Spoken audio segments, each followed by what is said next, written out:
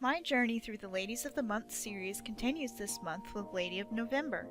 She's a very special lady who challenged me more than any of the others had before with the ambitious ideas I wanted to implement. Enjoy this glimpse into the creative process and stay afterwards for a time-lapse of the piece as it was painted. This image is part of a series I'm working on called The Ladies of the Months.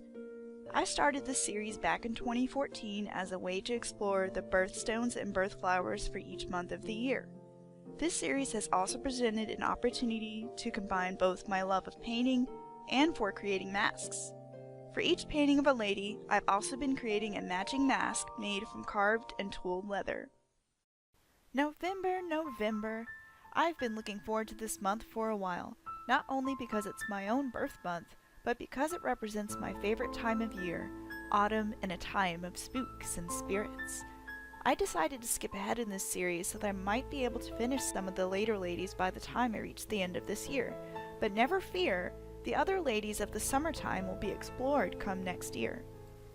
November is named for Novum, meaning the ninth according to the Romans.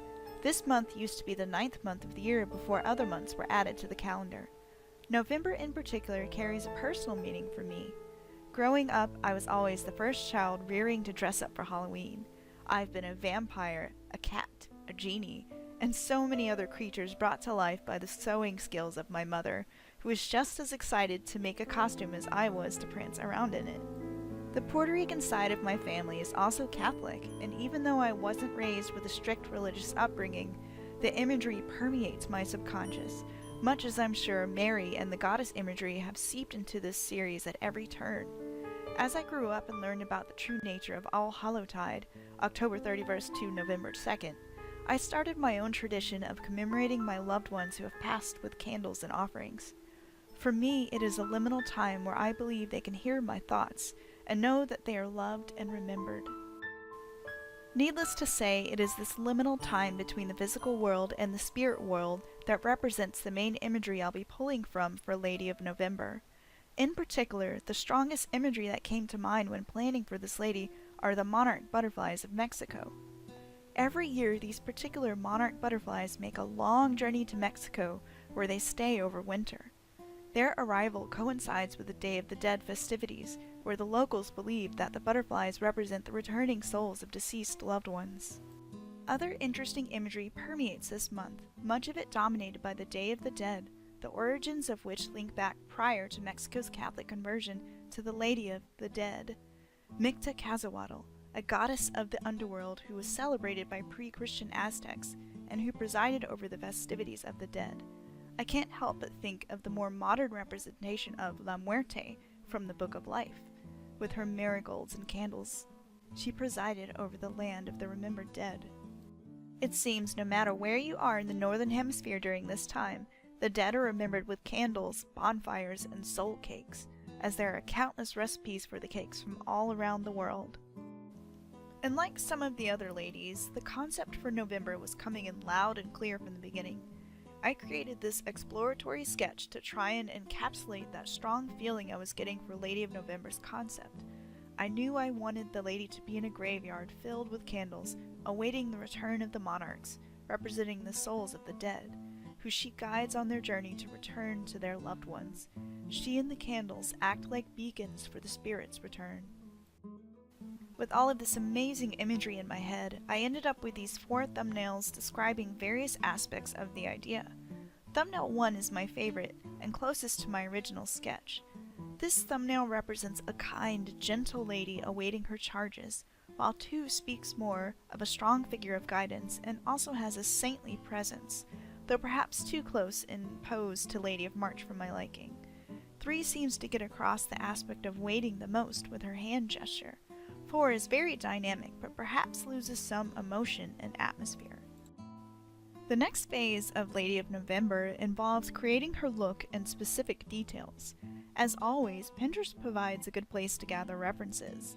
I drew upon Victorian mourning fashion, the Mexican death goddess I mentioned, and many lacy long veils, as the veil was a key component I knew I wanted to include.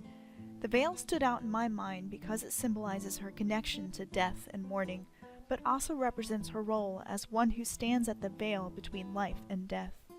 Drawing on these influences, I set to sketching in my trusty sketchbook, which has pre-printed croquis forms on it. I ended up with a final look reminiscent to a veiled fortune teller, which goes well with her concept of being a spirit guide. I hoped to include more chrysanthemum flower in the pattern of her lace and sashes in the final art to bring in more of her visual motifs. Next, I arranged reference images based on my rough sketches to get a solid image to work from. This helps create a base with physical elements to work from to help my imagination in filling in some of the physics and details. It's easy to tell when an artist made up something that they know nothing about from scratch. Gathering reference and doing studies helps so that my mind's eye strikes a good balance of workable physics with imaginary elements. You can see in the line art I created where I have altered the image from my reference montage to best serve the composition and fill in the blanks between imagination and reference. With the lady's composition figured out, the window design was next. A good portion of the window design was showing this time, and even though this usually means I can go crazy with the design, the already complex detail of the lady's lace veil and numerous butterflies meant I wanted to keep the design simple and monochromatic.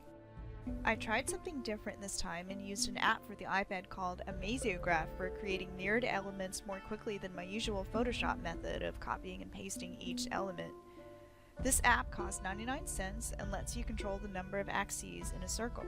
You can also create repeated designs such as tessellations and other fun shapes. It was a really useful tool for this project that I intend to use going forward from here. I went through a few color tests using the hue slider in Photoshop on the various elements. This is a particularly challenging piece because I needed to convey the golden orange of the topaz birthstone, but also set the seed at night to match her Day of the Dead theme. This meant that the dress ended up being the element to carry most of the topaz palette, which equaled a tricky balance between other golden elements like her veil and the butterflies. I knew I wanted the butterflies to be the most saturated element in this composition, as well as to emphasize their ephemeral nature. Now enjoy a sped up time-lapse of this piece in the making. This is hours of work condensed into about 5 minutes.